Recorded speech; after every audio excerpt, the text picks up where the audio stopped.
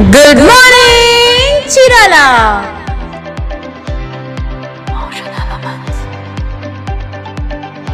నమస్తే.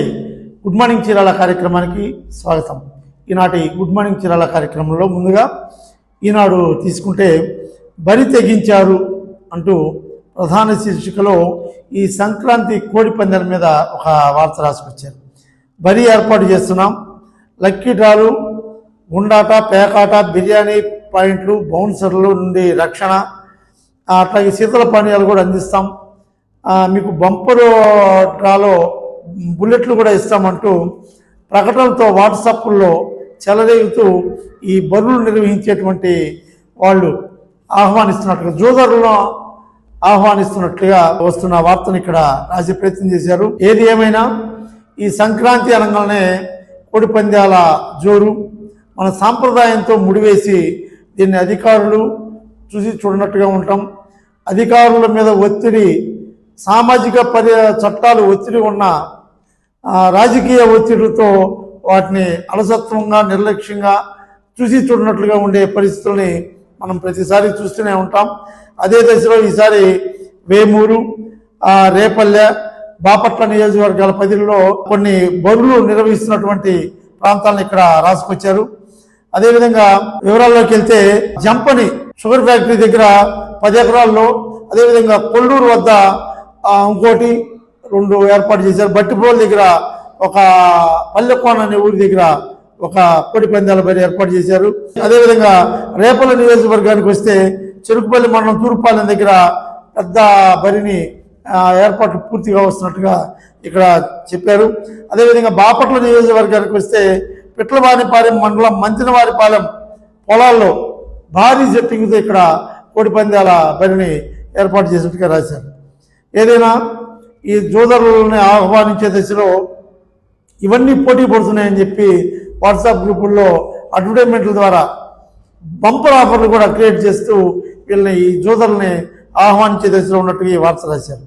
పిట్లవారిపాలెంకి చెందిన కొందరు గత ఏడాది దసరా నుంచే పందాలు నిర్వహిస్తున్నాం, మేము కంటిన్యూగా ఉంటాం కాబట్టి మా దగ్గరికి రండి, మీకు బుల్లెట్లు కూడా ఇక్కడ బంపర్ ఆఫర్లు ఇస్తున్నామని చెప్పి ఇక్కడ వాళ్ళు ఆహ్వానించే పరిస్థితులు ఉన్నాయి. చూడండి, ఎంత చట్ట విరుద్ధమైనటువంటి ఒక కార్యకలాపానికి సాంప్రదాయాన్ని ముడిపెట్టి జూదాన్ని దర్జాగా నిర్వహిస్తున్నటువంటి ఒక రాజకీయ అండదండలతోటి దర్జాగా నిర్వహిస్తున్నటువంటి ఈ వ్యవహారంలో దాదాపుగా ఒక బరి నిర్వహించాలంటే 20 నుంచి 30 లక్షలు వస్తాయండి. 30 లక్షలు ఖర్చు పెట్టాలి. ఒక కోడి పందాల బరి నిర్వహించాలంటే 20 నుంచి 30 లక్షలు ఖర్చు పెట్టాలి. అదేవిధంగా ఇందులో ఇక్కడ కొన్ని స్టాల్స్ అమ్ముతారు. మళ్ళీ ఈ మట్క, గుండాట, పేకాట, మద్యం, కూల్ డ్రింక్స్, చాట్ పండార్స్, వీటన్నిటికి స్టాల్స్ ద్వారా కొంత ఆదాయం వస్తుంది. అదేవిధంగా రాజకీయ నాయకులు వచ్చే వాళ్ళకి పోయే వాళ్ళకి ఆహ్వానాలు పలుకుతూ వాళ్ళకి దందా చేయడానికి అదనపు ఖర్చు కూడా అవుతుంది. ఇవన్నీ కూడిస్తే 20 నుంచి 30 లక్షల దాకా ఒక నిర్వాహకుడికి అవుతుంది. కానీ ఒక రోజుకి కనీసం 50 నుంచి 80 లక్షల దాకా వసూలు అవుతుందంట ఈ కోడి పందాల్లో. చూడండి ఏ దశలో జరుగుతుంది. ఇంత పెద్ద వ్యాపారాన్ని మరి సాంప్రదాయానికి ముడిపెట్టి రాజకీయ ఒత్తిడితో జరిగే ఈ ఓపెన్ బరితెగింపు, బహిరంగ బరితెగింపు లాంటి చట్టాన్ని కళ్ళు మూసుకోమని చెప్పేటువంటి ఈ దశలో నడుస్తున్న ఈ కోడి పందాల గురించి ఇక్కడ రాశారు. మరి ఏది ఏమైనా ఇవి ఆగేదేం కాదు. ఇంకా గోదావరి జిల్లాలో అయితే ఇంకా ఎక్కువగా భారీగా రాజకీయ నాయకులే పబ్లిక్గా కోళ్లు పట్టుకుని ఫోటోలతో ప్రదర్శన ఇచ్చే పరిస్థితులు ఉంటాయి. మరి ఇక అధికారులు ఈ విషయానికి వస్తే కోడి పందాల నిర్వాహకులపై కఠిన చర్యలు అంటూ ఎస్పీ గారు స్టేట్మెంట్ రాశారు. సంక్రాంతి వేడుకల సందర్భంగా కోడి పందాలు, పేకాట, మట్కా నిర్వహణకు అనుమతి లేదని, అలాంటివి ఎక్కడన్నా జరిగితే ఉపేక్షించేది లేదని ఎస్పీ గారు స్టేట్మెంట్ ఇచ్చారు. మరి ఈ కోడి పందాల బరిలో జరిగే వాటిని ఏ విధంగా ఆపుతారో మరి చూడటానికి, ఈ వార్తను బట్టి చూడటానికి ప్రజలు ఎదురు చూస్తూ ఉన్నారు.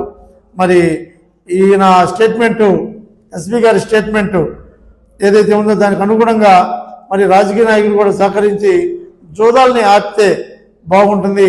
లక్షల రూపాయలు మరి ఈ జూదం పేరుతో చేతులు మారి ఎంతోమంది అబాసుపాలయ్యేటువంటి పరిస్థితులు ఉంటాయి. కాబట్టి ఆ దశలో ఎస్పీ గారి స్టేట్మెంటు నిజం కావాలని కోరుకుందాం. ఇక మరొక వార్తకి వెళ్తే ఈనాడులోనే సంక్రాంతికి ఊరు వెళ్లేవారు ట్రాఫిక్ నిబంధనలు పోలీస్ నిబంధనలను పాటించండి అంటూ చీరాల డిఎస్పీ గారు చెప్పినటువంటి ఒక వార్త రాశారు.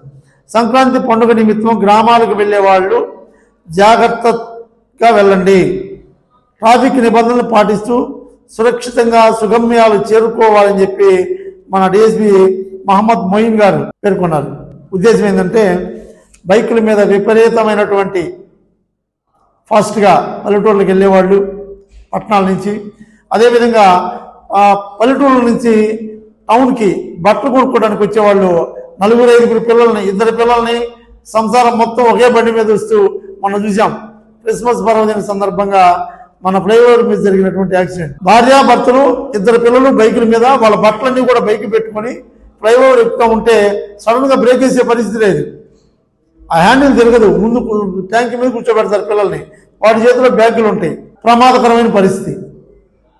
ఇలాంటి పరిస్థితులను కూడా దృష్టిలో పెట్టుకొని డిఎస్పీ గారు ఇచ్చారు. అదేవిధంగా పల్లెటూరులో కూడా ఎక్కడ కోడిపందాలు లాంటి ఆడద్దు, జోదాలోకి తావులేదు, అలాంటి వాటి మీద కూడా చర్యలు చేపడతామని చెప్తున్నారు.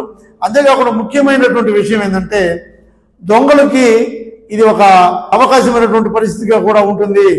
ఎవరైనా చుట్టాలు ఇళ్ళకి వెళ్ళేవాళ్ళు, పండగకి సొంత గ్రామాలకు వెళ్ళేవాళ్ళు, వాళ్ళ ఇంటికి తాళాలు వేసి ఉండే పని అయితే పోలీస్ స్టేషన్లో సమాచారం ఇచ్చినట్లయితే దొంగతనాలు అరికట్టే దశలో కూడా మరి చర్యలు చేపట్టవచ్చని మరి డిఎస్పీ గారు తగు సూచనలు చేశారు. వీళ్ళ సూచనల ప్రకారం, పోలీసు వారి సూచనల ప్రకారం ఎటువంటి ఇబ్బందులు లేకుండా ఉండాలని కోరుకున్నాం. అదేవిధంగా మొన్నటి వరకు నరకం నేడు సాఫీగా ప్రయాణం అంటూ ఇక్కడ ఒక వార్త రాశారు. గుంతల రోడ్లకి మోక్షం. చీరాల సబ్ డివిజన్లో 7.25 కోట్లతో 36 పనులు చేపడుతున్నట్టుగా ఇక్కడ సంబంధించిన శాఖ వారు ఒక స్టేట్మెంట్ ఇచ్చారు. మొన్నటి వరకు వైసీపీ గవర్నమెంట్లో రోడ్ల మీద మట్టేసే పరిస్థితి కూడా లేదు. కూటమి ప్రభుత్వం వచ్చిన తర్వాత యుద్ధ ప్రాతిపదికన గ్రామాల్లో ఉన్నటువంటి ఇంటర్లింక్ రోడ్లని 7.2 కోట్లతోటి 36 లింక్ రోడ్లని మరమ్మతులు చేపట్టే దశలో పనులు జరుగుతున్నాయని చెప్పి ఇక్కడ చీరాల దగ్గుబాడు రోడ్డు పని జరుగుతున్నటువంటి ఒక ఫోటోతో ఈ వార్త రాశారు.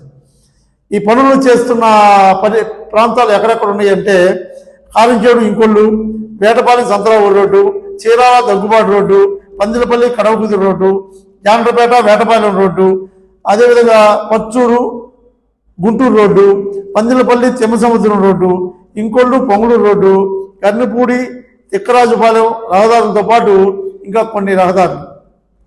వీటన్నిటిలో విపరీతమైన గుంటలబడి ప్రయాణానికి విపరీతమైనటువంటి భయంకర అసౌకర్యాన్ని నిరోధించే దశలో ఈ 7 కోట్ల చిల్లరతోటి ఈ 36 పనులని చేపడుతున్నట్టు, కొన్ని పూర్తయినట్టుగా కూడా ఇక్కడ చెప్తా ఉన్నారు. నెలాఖరులోగా ఈ పనులన్నీ పూర్తి చేస్తే దాదాపుగా డివిజన్ మొత్తం మీద 253 కిలోమీటర్ల మేర మరమ్మతులు చేయడానికి దాదాపుగా 7,25,00,000 నిధులు కేటాయించినాయి. సత్వరమైన పనులన్నీ పూర్తి చేస్తున్నాము, ఈ నెలాఖరులోగా మొత్తం పూర్తి చేస్తామని చెప్పి ఆర్ఎన్బిడి నళిని గారు ఇక్కడ చెప్పినట్టుగా కూడా మనకి వార్త రాశారు. చాలా మంచి పరిణామం. ఎందుకంటే ఇంటర్నల్ రోడ్లన్నీ నిజంగానే చాలా దౌర్భాగ్య పరిస్థితులు ఉన్నాయి కాబట్టి వాటిని మరమ్మతులు చేయటం ఒకంత ఆహ్వానించదగ్గ విషయం, అభినందించదగ్గ విషయంగా చూసుకుంటూ ఇది ఈనాడు. ఇక సాక్షిలోకి వెళ్తే తప్పుకోకుంటే కేసులే అంటూ ప్రధాన శీర్షిక రేషన్ డీలర్ల యొక్క నియామక విషయంలో రాసినటువంటి వార్త. రేషన్ డీలర్లకు అధికారులు అల్టిమేటం, సమావేశాలు పెట్టి మరీ హెచ్చరిస్తున్న ఎన్ఫోర్స్మెంట్ డీటీలు. పచ్చూరు, అద్దంకి, రేపల్లె, వేమూరులో ముగిసిన సమావేశాలు. చీరాల, బాపట్ల నియోజకవర్గాలను అదే తీరు. రాజీనామా చేయకపోతే 6A కేసులు. ఇప్పటికే కొందరు రాజీనామా చేయని వారిపై పలువురిపై 6A కేసులు. ఇది ప్రభుత్వం మారినప్పుడల్లా ఈ తంతులు జరుగుతున్నట్టే మనం చూస్తూనే ఉంటాం. ఆ గవర్నమెంట్ వచ్చినప్పుడు ఈ గవర్నమెంట్ వచ్చినప్పుడు ఆ గవర్నమెంట్, వాళ్ళ కింద తాబేదారులు ఎవరైతే ఉంటారో, వాళ్ళ అనుచరులు ఎవరైతే ఉంటారో, వాళ్ళ కార్యకర్తలు ఎవరైతే ఉంటారో వాళ్ళకి ఈ రేషన్ డీలర్షిప్ని ఇవ్వడం కోసం ఉన్న వాళ్ళని బలవంతాన లేదా సమావేశాలు పెట్టి మీరు తప్పుకోండి, మీరు ఇప్పుడు దాకా చేసుకున్నారు, ఇక్కడి నుంచి మా వాళ్ళు చేసుకుంటారు అంటూ ఉన్నటువంటి డీలర్లను తప్పించి కొత్త డీలర్ని వాళ్ళ కార్యకర్తని పెట్టుకున్న పరిస్థితులు. కొంతమంది మేము ఎందుకు చేయము మేము అంటే వాళ్ళ మీద 6A కేసు లాంటివి పెట్టి బ్లాక్మెయిల్ చేసి వాటిని సస్పెండ్ చేసి కొత్త వాళ్ళకి ఇచ్చే పరిస్థితులు. ఇది జరుగుతూ ఉంది ఇప్పుడు అంటూ ఇక్కడ రాశారు సాక్షి పేపర్లో. అయితే ఏ గవర్నమెంట్ వచ్చినా ఏ డీలర్లు మారినా ఈ డీలర్లకు వచ్చేటువంటి ఆదాయం చాలా తక్కువ ఉంటుంది. మరి ఎందుకు ఈ పోటీ అంటే అక్రమ బియ్యం ద్వారా అధికంగా సంపాదించే పరిస్థితులు ఇందులో ఉన్నాయి. రాజకీయ ప్రలోభాలకి అధికారులు తలొగ్గి చేస్తున్నటువంటి దారుణమైన ఈ ప్రభుత్వం కాదు, ఏ ప్రభుత్వమైనా ఆ ప్రభుత్వంలో కూడా ఇలాగే జరిగి ఉండొచ్చు. కాబట్టి ఈ ప్రజా పంపిణీ వ్యవస్థ ఎప్పుడు నిష్పాక్షికంగా ఉంటుందో అప్పుడు ఈ బాగుపడింది. మన డిప్యూటీ సీఎం గారు వెళ్ళి రేషన్ బియ్యాన్ని వందల వేల టన్నులు అక్కడ పట్టుకున్నారు.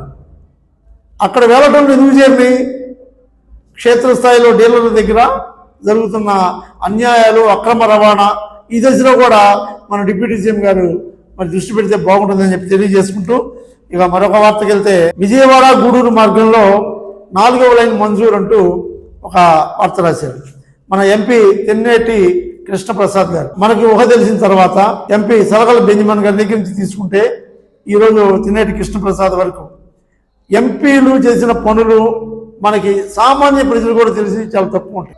మనకు ఊహ తెలిసిన తర్వాత మన బాపట్ల ఎంపీగా చేసిన వాళ్ళు యాక్టివ్గా పనిచేసి ప్రజల మన్నన పొంది 4 పనులు కనపడే విధంగా పనిచేసిన వ్యక్తి రామానాయుడు గారు అని చెప్పుకోవచ్చు. పురంధరేశ్వరి గారు మన ఎంపీగా చేశారు, కానీ ఆమె ఎక్కడ ఏం చేసిందో ఎవరికి తెలియదు. అసలు ఆమె నియోజకవర్గాల్లో పర్యటించడమే తక్కువ. ఆ తర్వాత శ్రీరామ్ మాల్యాద్రి గారు, ఆయన ఎప్పుడున్న పార్టీ కార్యక్రమం నుంచి కనపడి వెళ్ళేవాళ్ళు అంతే. ఆ తర్వాత నందిగం సురేష్ గారు, ఆయన అసలు వార్తల్లో కనపడటం, జగన్మోహన్ రెడ్డి గారి పక్కన కనపడటం తప్పితే ఎప్పుడు కూడా మన నియోజకవర్గాల్లో పర్యటించిన సందర్భాలు కూడా లేవు. కానీ ఇప్పుడు మన తెన్నేటి కృష్ణప్రసాద్ అనేటువంటి ఈయన గతంలో ఒక సుపీరియర్ ఆఫీసరు, ఈయన ఎంపీగా గెలిచిన తర్వాత మన నియోజకవర్గానికి సంబంధించి చాలా పనులకు సంబంధించి కేంద్రాన్ని కలవటం మన వార్తల్లో గతంలో చదువుకున్నాం, విన్నాం. మరి ఆయన ఈ జిల్లా అభివృద్ధి సమన్వయ మరియు పర్యవేక్షణ కమిటీ సమావేశంలో నేను కొన్ని విషయాలు మనకు వెల్లడిస్తే ఖచ్చితంగా ఇలాంటి ఎంపీ ఇంకా కొంచెం యాక్టివ్ అయితే ఇంకా కొన్ని నిధులు మన నియోజకవర్గానికి వచ్చి బాపట్ల కాన్స్టిట్యున్సీకి, బాపట్ల పార్లమెంటు కాన్స్టిట్యున్సీకి వచ్చి ఇంకా ఉపయోగంగా ఉంటుందని తెలియజేస్తూ వివరాల్లోకి వెళ్తే ఆయన రేపల నుంచి బాపట్ల వరకు కొత్తగా రైల్వే లైన్ మంజూరు చేశారని చెప్పి ఒక శుభవార్త చెప్పారు. అంతేకాకుండా విజయవాడ నుంచి గూడూరు వరకు ఇప్పటిదాకా 3 లైన్లే ఉన్నాయి, 4వ లైన్ కూడా శాంక్షన్ చేయించాము, మరి ప్రభుత్వం దానికి అంగీకరించిందంటూ ఒక వార్త రాశారు. అది కూడా చాలా శుభపరిణామం. అదేవిధంగా 4వ లైన్ యొక్క ఉపయోగం చాలా ఉంటుంది. ట్రాన్స్పోర్టేషన్కి ఈ గూడ్స్ వల్ల ఆగిపోయే పరిస్థితులు ఉంటాయి, కొన్ని ఎక్స్ప్రెస్ కూడా ఆపుతున్న పరిస్థితి, అలాంటివి కూడా లేకుండా ఇట్లా సపరేట్ లైన్ ఏర్పాటు చేయడం చాలా మంచిది. అదేవిధంగా తెనాలి రేపల్లె రైల్వే మార్గంలో 2వ లైన్ నిర్మాణాన్ని కూడా శాంక్షన్ చేయించినట్టుగా ఆయన చెప్పారు. నిజంగా చాలా మంచి పరిణామం. అదేవిధంగా మన వేమూరు ప్రాంతంలో డెల్టా ఎక్స్ప్రెస్ అక్కడ ఆగదు, అక్కడ ఆగితే ప్రయాణికులు చాలా సౌలభ్యంగా ఉంటుందని చెప్పి దాన్ని కూడా శాంక్షన్ చేయించినట్టుగా ఆయన చెప్పారు. అదేవిధంగా గుంటూరు నిజాంపట్నం వరకు 4 లైన్ గ్రీన్ఫీల్డ్ రోడ్డు మంజూరు అయిందని తెలిపారు.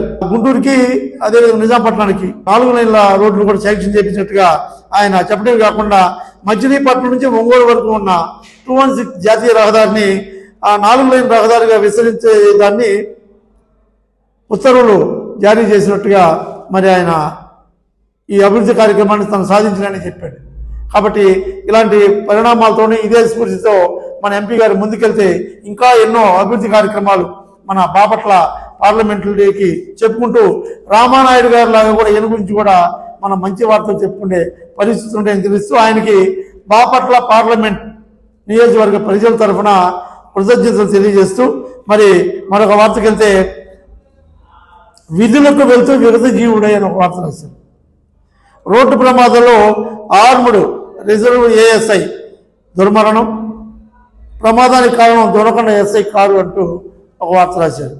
ఈ దొనకొండ ఎస్ఐగా పనిచేస్తున్నటువంటి కొక్కిలిగడ్డ విజయ్ కుమార్ ఎవరైతే ఉన్నారో ఈయన గతంలో మన చీరాల ప్రాంతంలో కూడా చేశారు.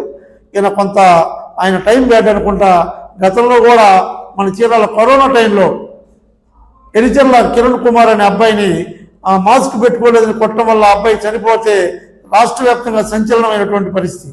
ఈరోజు కూడా వైసీపీ గవర్నమెంట్ని దళితులపై వివక్షత గురించి ఎత్తి చూపే విషయంలో దాన్ని కూడా పలకరిస్తూ ఉంటారు.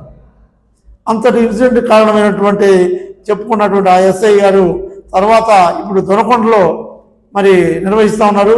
మరి ఆయన దురదృష్టం నిన్న ఎర్లీ మార్నింగ్ మన విధులు ముగించుకొని సంపూర్ణరావు అనేటువంటి ఏఆర్ఎస్ఐ బాపట్ల నుంచి డ్యూటీ ముగించుకొని వస్తూ ఉంటే మన ఈపురపాలెం క్రాస్ రోడ్స్ దగ్గర మరి వేగంగా వెళ్తున్నటువంటి ఎస్ఐ గారి కారు కొట్టేసింది. ఆయన అక్కడ స్పాట్లో డెడ్ అయిపోయాడు. మరి చాలా దురదృష్టకరమైన విషయం. ఏరియా హాస్పిటల్ వద్ద వాళ్ళ ఫ్యామిలీ మెంబర్స్ అందరూ రోధిస్తూ ఉన్నటువంటి ఫోటోతో ఈ వార్త రాశారు. చాలా దురదృష్టకరమైనటువంటి విషయం.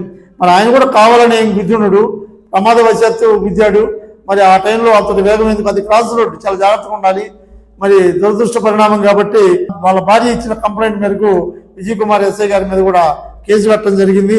అదేవిధంగా వాళ్ళ కుటుంబ సభ్యులందరినీ డిపార్ట్మెంట్ అంతా డీఎస్పీ గారి దగ్గర అందరూ పలకరించి చక్కగా సానుభూతి తెలియజేసి వాళ్ళ కుటుంబానికి మద్దతు పలికారు.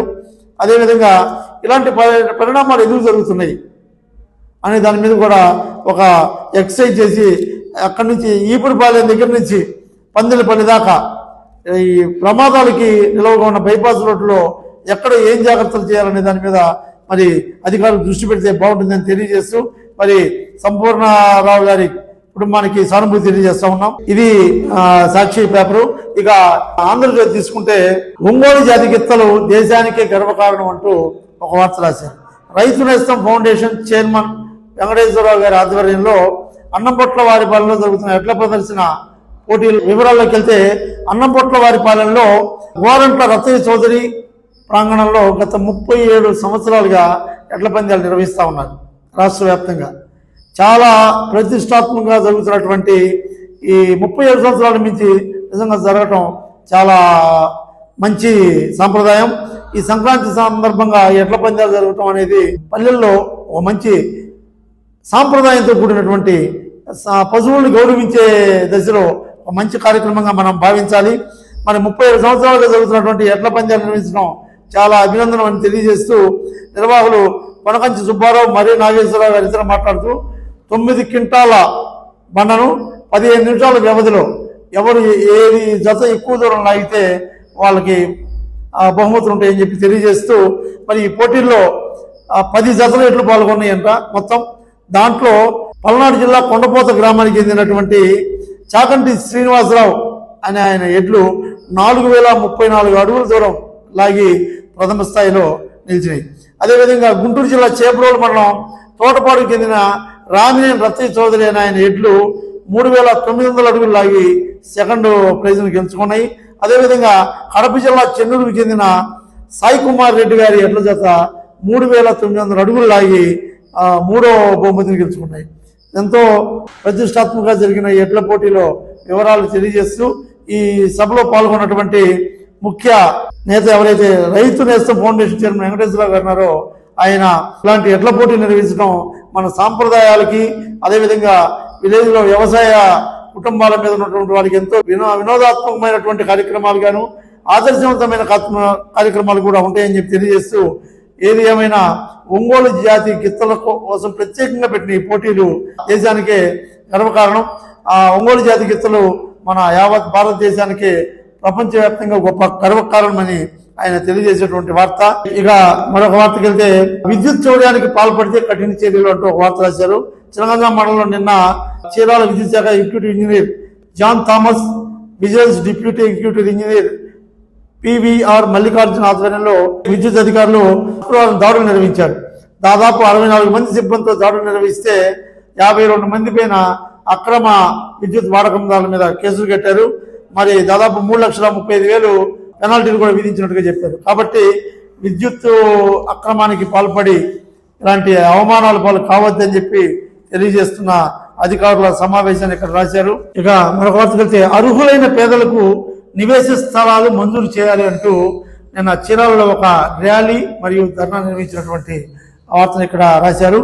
నియోజకవర్గంలో అర్హులైన పేదలందరికీ నివేశ స్థలాలు ఇవ్వాలి. కూటమి ప్రభుత్వం ఏదైతే ప్రకటించిందో తక్షణమే స్థలాలతో పాటు గృహాలు కూడా నిర్మించాలంటూ స్థానిక ఆర్టీసీ బస్టాండ్ దగ్గర నుంచి ఎంఆర్ఓ ఆఫీస్ దాకా ర్యాలీ నిర్వహించి మరి ఎంఆర్ఓకి తమ డిమాండ్లతో కూడినటువంటి డిమాండ్ పత్రాన్ని అందజేశారు. ఈ కార్యక్రమం సిపిఐ మరియు సిఐటియు ఆధ్వర్యంలో జరిగింది. సిపిఐ నాయకులు బాబురావు గారు మాట్లాడుతూ కూటమి ప్రభుత్వం తాము ఎలక్షన్ వాగ్దానంలో చేసిన విధంగా వెంటనే తక్షణమే పేదలకి నివేశ స్థలాలు ఇవ్వడంతో పాటు ఇల్లు కూడా కట్టివ్వాలని చెప్పి డిమాండ్ చేస్తూ ప్రధాన అంశంగా డిమాండ్ పత్రాన్ని అందజేశారు.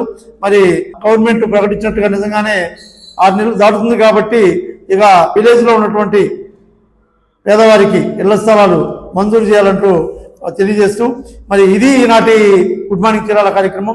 రేపటి గుడ్ మార్నింగ్ చీరాల కార్యక్రమం మళ్ళీ కలుద్దాం. అంతవరకు సెలవు. Thank you very much. Good morning Chirala.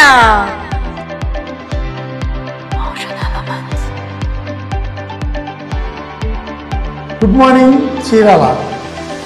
Chirala Parchur Addanki తదితర ప్రాంతాలలో ఏం జరుగుతుంది, ఏ న్యూస్ పేపర్లో ఏమి ప్రచురించారు, ఎక్కడెక్కడ ఈరోజు ఏ కార్యక్రమాలు జరుగుతున్నాయి, ఏ న్యూస్ పేపర్ దేనికి ప్రయారిటీ ఇచ్చింది తదితర అంశాలను ప్రతిరోజు మీ దృష్టికి తీసుకొచ్చే ఏకైక కార్యక్రమం గుడ్ మార్నింగ్ చీరాల. మీ అభిమాన ఎస్బీసీలో ప్రతిరోజు ఉదయం 9 గంటలకు మీకోసం.